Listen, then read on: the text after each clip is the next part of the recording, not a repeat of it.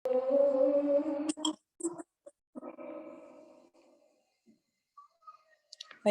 Assalamualaikum warahmatullahi wabarakatuh. Salam sejahtera bagi kita semua. Om Swastiastu, Namo Buddhaya, salam kebajikan. Perkenalkan, kami dari kelompok 1 yang beranggotakan Dede Radika, saya sendiri, Arsy Ata, Mutiara Apriliani, Muhammad Sandi Ferdiansyah, Muhammad Irfan Mahendra, kemudian ada Ronaldito Akbar dan Akbar Naufal Saputra akan mempresentasikan hasil kerja kelompok kami, yaitu terkait pasar modal. Nantinya kami akan membahas mengenai pengertian pasar modal, kemudian ada dasar hukumnya, lalu instrumen, mekanisme pasar modal, peran dan fungsi pasar modal, dan jenis-jenis dari pasar modal itu sendiri. Baik, selanjutnya terkait dengan pengertian pasar modal, secara singkat dapat dijelaskan bahwa pasar modal ini adalah tempat bertemunya antara orang yang membutuhkan modal dengan orang yang memiliki kelebihan modal. Mungkin seperti itu, dan selanjutnya akan dijelaskan lebih lanjut oleh Saudara Irfan. Waktu dan tempat dipersilakan. Baik, terima kasih. Pengertian pasar modal. Pengertian pasar modal menurut Undang-Undang Pasar Modal Republik Indonesia Nomor 8 Tahun 1995 didefinisikan sebagai kegiatan yang bersangkutan dengan penawaran umum dan perdagangan efek perusahaan publik yang berkaitan dengan efek yang diterbitkannya, serta lembaga profesi yang berkaitan dengan efek.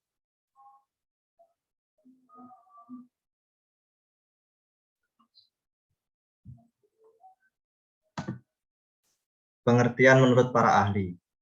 Menurut Sunaria, pasar modal adalah suatu sistem keuangan yang terorganisasi. Termaksud di dalamnya adalah bank-bank komersial dan semua lembaga perantara di bidang keuangan serta seluruh surat-surat berharga yang beredar. Sedangkan dalam arti sempit, pasar modal adalah suatu pasar tempat berupa gedung yang disiapkan untuk memperdagangkan saham-saham, obligasi dan jenis surat berharga lainnya dengan memakai jasa para perantara perdagangan efek. Menurut Fahmi dan Fahdi, pasar modal adalah tempat di mana berbagai pihak, khususnya perusahaan, menjual saham dan obligasi dengan tujuan dari hasil penjualan tersebut nantinya akan dipergunakan sebagai tambahan dana untuk memperkuat perusahaan.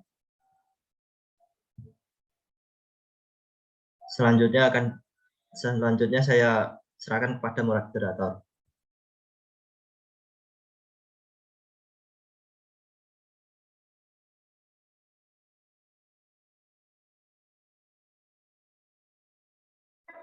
Next. Oke, baik. Jadi dapat disimpulkan bahwa pasar modal adalah tempat pertemuan antara pihak yang memiliki kelebihan dana dengan pihak yang memerlukan dana, seperti yang telah dijelaskan di awal tadi. Kemudian selanjutnya, next. Terkait dengan peran dan manfaat pasar modal akan dijelaskan oleh Saudara Ronaldito. Waktu dan tempat di. Ya, terima kasih, Mbak. Peran dan manfaat pasar modal yaitu 1. Merupakan wahana menghimpun dana pembiayaan usaha serta pengalokasian investasi yang efisien. 2. Membantu meningkatkan aktivitas ekonomi nasional. 3. Merupakan media penghubung para investor dengan perusahaan ataupun institusi pemerintahan. 4. Sebagai alternatif investasi, pasar modal akan menawarkan kesempatan bagi investor. Selanjutnya,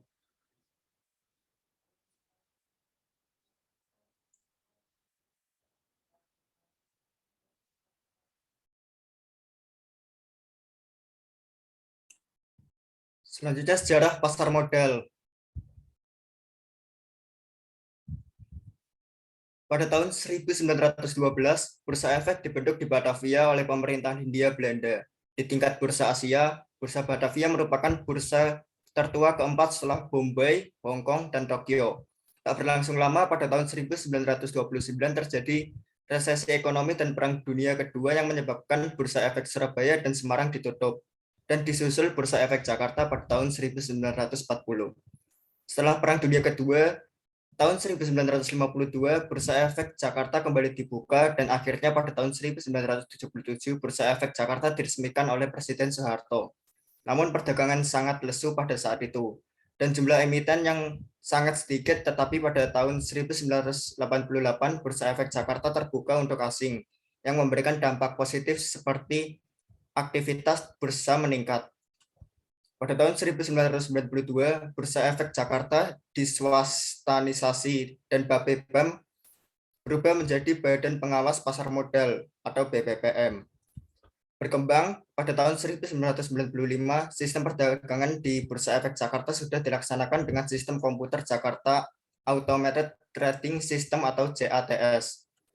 Semakin berkembang hingga tahun 2002, Bursa Efek Jakarta sudah dimulai mengaplikasikan remote trading. Akhirnya pada tahun 2007, Bursa Efek Jakarta dan Bursa Efek Surabaya digabung menjadi Bursa Efek Indonesia.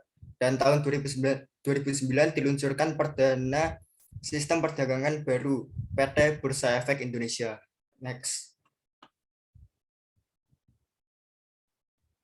Selanjutnya, Januari 2012, OJK atau Otoritas Jasa Keuangan dibentuk untuk melakukan pengaturan dan pengawasan terhadap kegiatan jasa keuangan di sektor perbankan, sektor pasar modal, dan sektor IKNB, untuk mengumpulkan sejumlah dana guna melindungi pemodal yang memiliki rekening pada anggota Dana Perlindungan Pemodal atau DPP, dan hilangnya aset pemodal jika anggota DPP tidak sanggup mengembalikan aset tersebut. Maka pada Desember 2012 dibentuklah Indonesia SIPF atau Penyelenggara Dana Perlindungan Pemodal. Di tahun 2012 lah dimulainya peluncuran prinsip syariah dan mekanisme perdagangan syariah melalui pada tahun 2011. DSN MUI menerbitkan Fatwa nomor 80 tentang prinsip syariah dan dalam mekanisme perdagangan efek bersifat ekuitas di pasar reguler bursa efek. Hingga sekarang pasar modal Indonesia masih sangat berkembang. Muncul investor-investor baru dan perusahaan yang melakukan go public serta adanya sentimen positif di Indonesia yang membuat pasar modal Indonesia selalu dilirik oleh asing. Selanjutnya, Mas Sandy Ferdiansyah.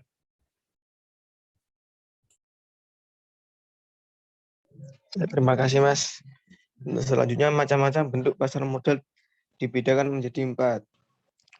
Yang pertama ada pasar perdana, adalah penawaran saham dari perusahaan yang menerbitkan saham kepada pemodal selama waktu yang ditetapkan oleh pihak sebelum saham tersebut di pasar sekunder. Yang kedua ada pasar sekunder. Pasar sekunder adalah penjualan efek atau sertifikat setelah pasar perdana berakhir. Yang ketiga ada pasar ketiga atau trade market. Pasar ketiga disebut juga dengan OTC atau over the counter, adalah sarana transaksi jual beli efek antara anggota bursa atau market maker serta investor, dan harga dibentuk oleh market maker. Kemudian ada pasar keempat atau spot market.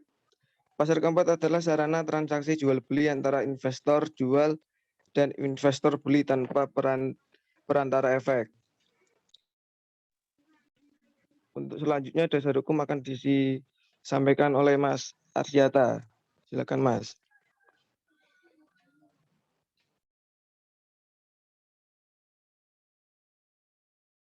Ya.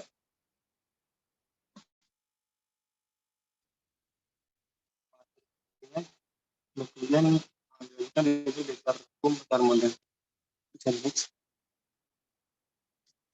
Modal ini terdapat beberapa hukum yang mengatur. Yang pertama tentunya itu Undang-Undang Nomor 8 tahun 1995 tentang pasar modal. Kemudian yang kedua yaitu PP Nomor 45 tahun 1995 tentang penyelenggaraan kegiatan di bidang pasar modal. Ada PP Nomor 46 tahun 1995 juga tentang tata pemeriksaan di bidang pasar modal. Kemudian yang keempat ada SK Keuangan nomor 45 garing PMK 00 tahun 95 tentang pencabutan keputusan Menteri Keuangan nomor 1548 tahun 19 tentang pasar modal. Juga SK Menteri Keuangan juga nomor 66 garing PMK tahun 95 tentang pemilikan saham atau unit penyertaan reksadana oleh pemuda asing. Kemudian yang keenam yaitu Keputusan Presiden nomor 117/19 dan tentang perubahan atas Kepres nomor 97 tahun 93 tentang tata cara penanaman modal bagaimana dengan diubah dengan Keputusan Presiden nomor 14/19. Next. Masih ada lanjutannya yaitu untuk dasar hukumnya yaitu Keputusan Presiden nomor 31/1999 tentang perubahan atas Keputusan Presiden nomor 183 tahun 98 tentang Badan Koordinasi Penanaman Modal yang telah diubah dengan Keputusan Presiden nomor 37 tahun 2009. Dan selanjutnya Keputusan Presiden nomor 120 tahun 2009 tentang perubahan atas Kepres nomor 33 tahun 2021 tentang Badan Koordinasi Penanaman Modal berbuat terakhir dengan Presiden nomor 117/2006. Dan juga SK Menteri Keuangan nomor 67/PM/1 tahun 1995 tentang pembatasan saham perusahaan efek oleh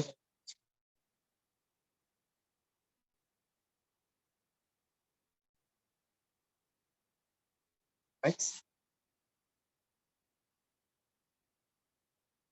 Ini akan dilanjutkan oleh yang lainnya. Terima kasih untuk waktunya.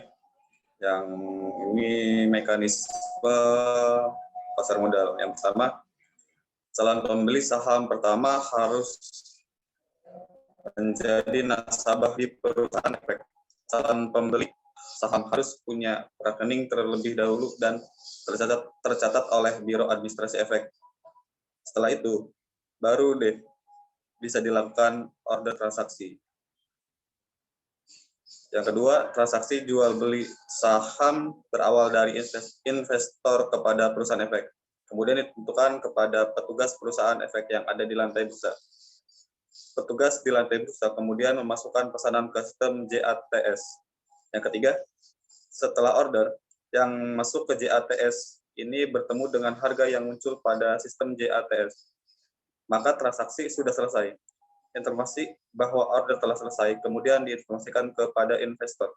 Yang keempat, kemudian tahap akhirnya adalah penyelesaian transaksi.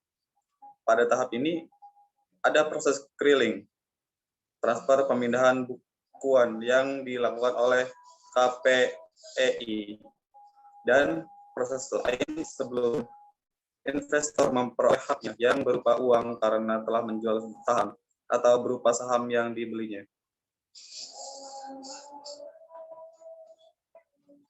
Selanjutnya akan dijelaskan oleh Mutiara. Oke, baik.